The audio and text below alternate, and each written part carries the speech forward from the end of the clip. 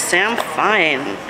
All right, so... What's up? You're filming me. I'm filming you right now. Is that okay? It's very okay. Okay, all right. Well, I wrote down some questions that I want to ask you. Okay. So the first question is, you've been in the industry for so long, and you've seen so many changes in the state of black beauty, so to speak, in terms of fashion industry, in terms of the beauty industry. How do you feel about the state of black beauty now? Wow. We're seeing a lot more black faces, you know, and hopefully it's not a trend. I mean, I came into the industry with Veronica Webb, Gail O'Neill, Rashumba, Tyra, It was Naomi. a high time. It was, I mean, and I think that's another reason why I dedicated my career to women of color, because I came along at a time when we had so much power. Right. And then it kind of went away. And now we're seeing Chanel Iman and Jordan Dunn and Salida and you know, a lot more models on the scene. But what concerns me more is what's behind the scenes. Right. You know, when I go to work, I have to know that I'm going to be one of the few faces of color there. Right. And that means that we're not in the deciding seat. We're not hiring, we're not saying you've got to get this girl, we're not saying that this is the way the community wants to see this model. So I think that strips away our real power. Don't be fooled by a magazine cover. Think about the editors, think about the contributors. That is what really means power to me, because that means that a contributor is someone who's telling our story. A fashion editor, a beauty editor is showing our vision of our beauty. So that's what's most important to me. I think that the face of it is important, but it's really the people behind the scenes who make those decisions, and that's where I want to see more of us. That is so true, and that's really interesting for me to hear. Vogue Italia just started Vogue Black, and I'm a contributor to Vogue Black. Beth Ann? Yes, Beth Ann, exactly. And it's fascinating to me that this came from Italy. It didn't come from here. And we have so many, well, you know. We have so many race issues in America, and what black is, what black looks like, what hair texture should we show, what, you know, how should we be viewed. And I've worked with everyone from Vanessa Williams to Alec Weck. Right. So, you know, I appreciate it all, but the way that certain models are chosen for cosmetic campaigns. One model to represent us all. Yeah. When you look at a Revlon, I love Halle Berry and I think she is beautiful. She is. But we need a brown-skinned sister to represent us as well. We sure do. You know, I look at my household, I look at my mom, my three sisters, and see the range of color, and I want to see that represented in cosmetics. I want to see someone who looks like them. Right. And when I remember Tamiko Frazier at Maybelline, when I think of Jessica White at Maybelline, it makes me very happy, but there's still companies that don't even acknowledge our beauty. Don't even think about it. It's not even a thought. So when you talk about the changing face of beauty, I think a face is one issue, product is another. Products that speak to us and that are tagged with us in mind.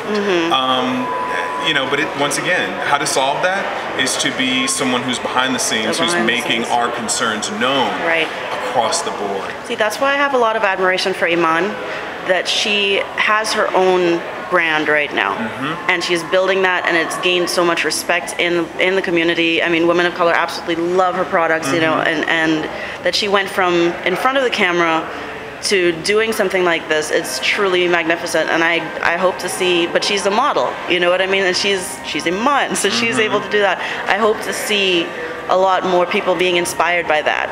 And I think what the story needs to be, the story that needs to be told is that, you know, you can't work with Vanessa Williams and Iman and Tyra and Veronica and Jennifer Hudson and Monique without knowing that these women are just pushing the envelope in every direction. They're so multi-talented, and the work that we get to see and what we get a chance to celebrate them for is still such a small percentage. It's a fraction. It's a fraction of what they can do. And so I've learned so much from them about being multidimensional. That's why I wrote a book. That's why I did a DVD. That's why I do these speaking engagements and show people and bring our voice to life. Right. Beautiful. Thank you so much. That is a perfect answer. And that leads me into the next question. You're here for a seminar. You're here to promote your DVD. Yes. I only received it yesterday. Okay. So I was not able to see it yet. So, okay. It's a treat waiting for you at home. I'm so excited. And I saw you on Twitter talking about extra features. So I'm going to be looking. The special features are so fun. I mean, aside from an hour long of cosmetic, application, brow tweezing. There's a brush segment so you understand which brushes work for what, why you use sponges, how to care for your brushes. Then 3, makeovers on real women, not models. Okay. With different hair texture, different skin tones, different cosmetic challenges. Right. So you really get a chance to see, oh, she's kind of working with what I'm working with. And that, I think, empowers women to dive into makeup and to understand that there are products meant for you, and that bronzer will bring a luminous glow to the skin, and that powder does not have to look fake, and foundation can look beautiful. So to empower us to understand that we can participate in this experience. The special features, a day in the life with me and Iman. You get a chance to see how the basics for a 55-year-old supermodel still work on her as well as a real woman. And also Vanessa Williams lends her beautiful voice to the introduction. I saw you singing along a little bit earlier. They were playing one of her songs I did that video and it brought back so many memories. It's so beautiful. And she's, you did that video. She's so amazing in that video. That's one of my favorites, and Save the Best for Last. I didn't meet her then. Okay. She's my longest running client. I've worked with Vanessa for 17 years. I love the resurgence that she's having right now in her career. It is so huge. I tell people, you got to be in it to win it. And she is one of those women who is so committed. She's given great opportunities, and she just shows up and just to kill it. Yeah. And she just does just that. I don't think that her character was ever meant to be as large and as famous as it is. Right. Wilhelmina Slater. But, she's had, an Emmy nomination consecutively since the show has been released. And it just goes to show that that we're just waiting our turn, patiently, to show off what we got. Yes, definitely. She is a multi-dimensional talent, and she's on Broadway now, doing Sondheim on Sondheim. And so the fact that she just never rests. That's right. Those are my role models. Wonderful women who are showing me that there's more to us. And you mentioned Monique earlier. Monique is the prime example right now of her whole story is so inspiring. I've worked with Monique. I did her first Essence cover. And so to watch her walk down the red carpet at the Golden Globes, to win an Oscar, to win a Golden Globe Award, it's wonderful because you feel like, you're a part of that as well. That's right. The image, I think, has a lot to do with how we're received and how we feel about ourselves.